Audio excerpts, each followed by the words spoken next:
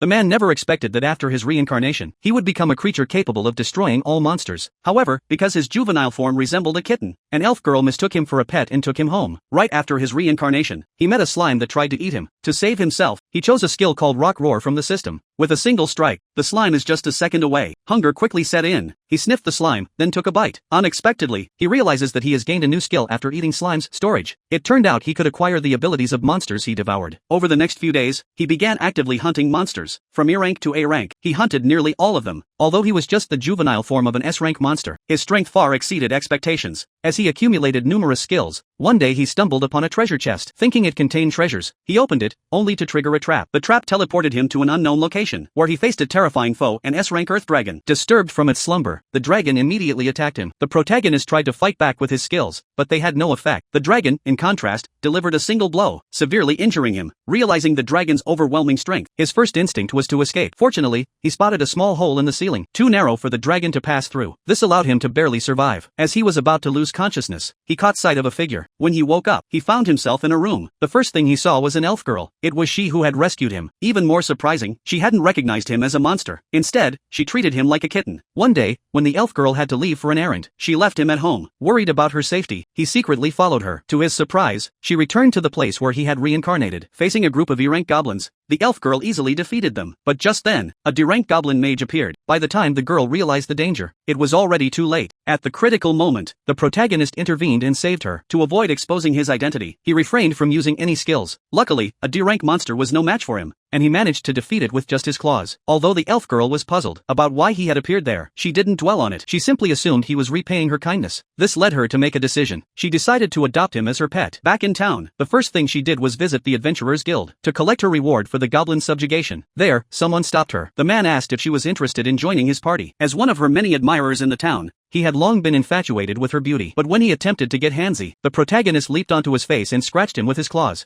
This enraged the red-haired man, who was about to retaliate. When the guild receptionist intervened, forcing him to back off, the elf girl was both thankful to the receptionist and moved by her kitten for protecting her once again. From that day on, she completely let her guard down around him. She even started bathing with him and sharing drinks together. Life seemed peaceful. But one day, back at the Adventurers Guild, the man stopped her again. This time, he announced that her kitten had been sentenced to death for harming a human. The sentence was issued by a baron's decree, leaving her in despair. It was obvious that the man had complained to the baron. Otherwise, her pet wouldn't have been condemned for such a trivial matter. The man gave her a choice. He would retract the order if she agreed to a duel. If she won, he would cancel the sentence. But if she lost, she had to marry him. His intentions were clear, but without hesitation, the elf girl chose to fight.